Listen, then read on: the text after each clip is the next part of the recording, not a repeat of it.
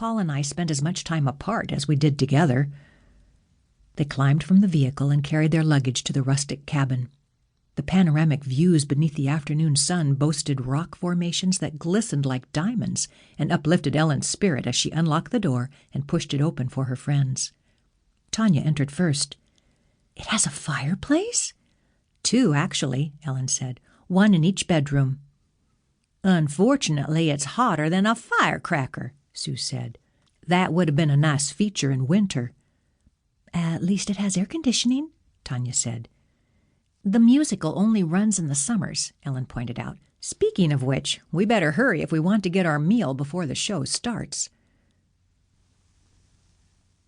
The natural amphitheater built into the canyon wall was bigger than Ellen had remembered, as was the crowd of people in line for the chuck wagon steak, baked potato, and corn-on-the-cob dinner.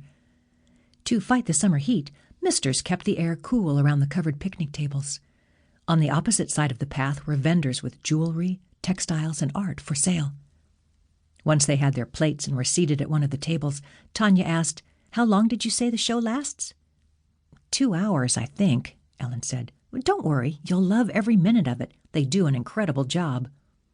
"This food is delicious," Sue said with lifted brows. "I wasn't expecting it to be so good." "There's peach cobbler for dessert, so save room," Ellen said.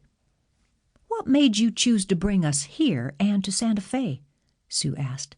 "You've already seen the show, and although you said you wanted to shop for turquoise, you don't really wear that much jewelry." "Not just the turquoise, the art," Ellen said. "Santa Fe is an artist buffet." "I think there's more to it than that," Sue said. "What are you, psychic?" Ellen asked. Sue shrugged. "I've told you many times that I have the gift." "Speaking of psychics, I saw one over by the jewelry," Tanya said. "We should ask for a reading before the show. If Ellen won't tell us why we're here, maybe that psychic will." Ellen sighed. Okay. I found a house I might want to buy in Santa Fe." "What?" Sue and Tanya said at the same time. "I want an artist's retreat," Ellen explained. "And where better than in Santa Fe?" "But you have an art studio in your backyard," Tanya pointed out. "Well, it's turned into a woodworking shop, too," Ellen said. Sue grinned. "That's cute. I can imagine you in there with your paintbrushes while Brian works on his wood." Tanya giggled. "That sounded nasty." Sue laughed while Ellen glanced around at the others nearby, hoping no one had overheard. "You don't like sharing, I guess," Tanya said. Ellen tilted her head to the side. "He uses power tools. It's not the retreat it once was." Sue and Tanya lifted their brows. "I have absolutely no regrets about marrying him," Ellen said. "I love him, I really do. But we're still adjusting. I'm still adjusting and adapting to my new normal, you know?"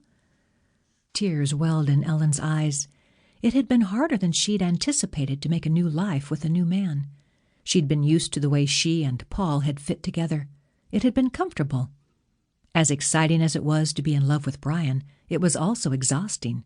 She needed her space. "I get it," Tanya said. "No worries."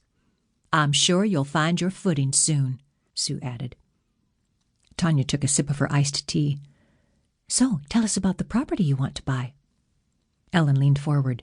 "It's a 3-bedroom, 2-bath, 1,600-square-foot home on the side of a hill with views of the mountains. I like the modern architecture, simple with lots of windows, and it's only a 5-minute drive from the plaza." "Sounds nice," Sue said. "When do we get to see it?" "I have an appointment with the realtor on Friday morning," Ellen said. "What's today?" Sue asked. "Wednesday?" "Yes, Wednesday," Ellen said before taking a bite from the fresh, buttery cob of corn. "It's not haunted, is it?" Tanya asked of the house. "I don't think so," Ellen said, "but it's been vacant for quite some time." Sue arched a brow. "Interesting." Since they had plenty of time before the show, they browsed the vendor tables after they'd finished their meal. As promised, Tanya stopped at the table belonging to the psychic and asked for a reading. The psychic took her hand and frowned. "What's wrong?"